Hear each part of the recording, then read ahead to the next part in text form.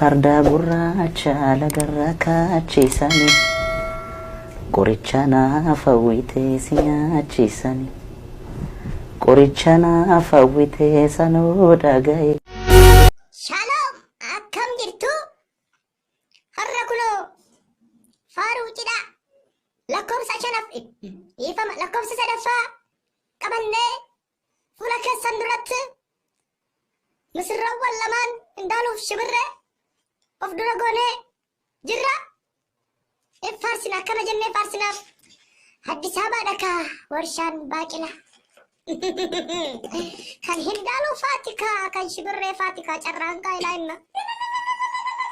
Addis Ababaadha kaa warshaan baaqilaa an kan hindaaluu baadhiin carraanqaa ilaa'i Addis Ababaadha kaa warshaan baaqilaa kan hindaaluu baadhiin carraanqaa ilaa'i kan hindaaluu carraanqaa ilaa'i kan shibirree carraanqaa ilaa'i takka takka carraanqaa ilaa'i carraanqaa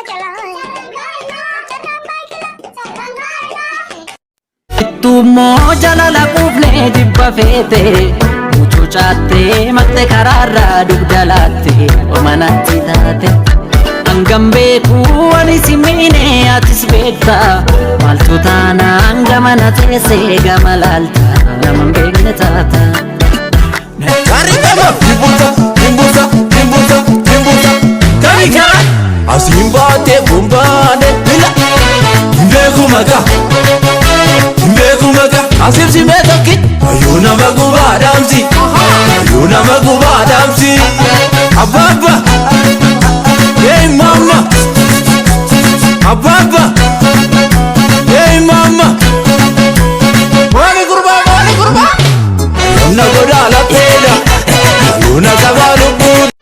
Oh hey Ya jalle sama ya ruta sudalaya Oh hey Ya jalle sama ya ruta sudalaya Oh hey Ya damalashi yal kabde moshilalashi Ya damalashi yal kabde moshilalashi Aniyarembe kuwari nagod Aniyarembe kuwari nagod Odamma sama Davis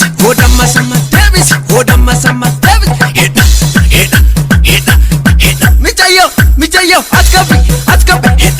Heda Beme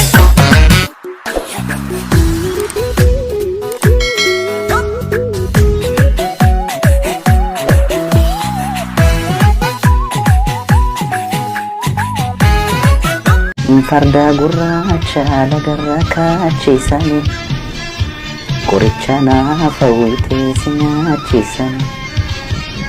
qoricha naaf hawwitee sanoo dhagaye. Mesita tolu shakke biyyasi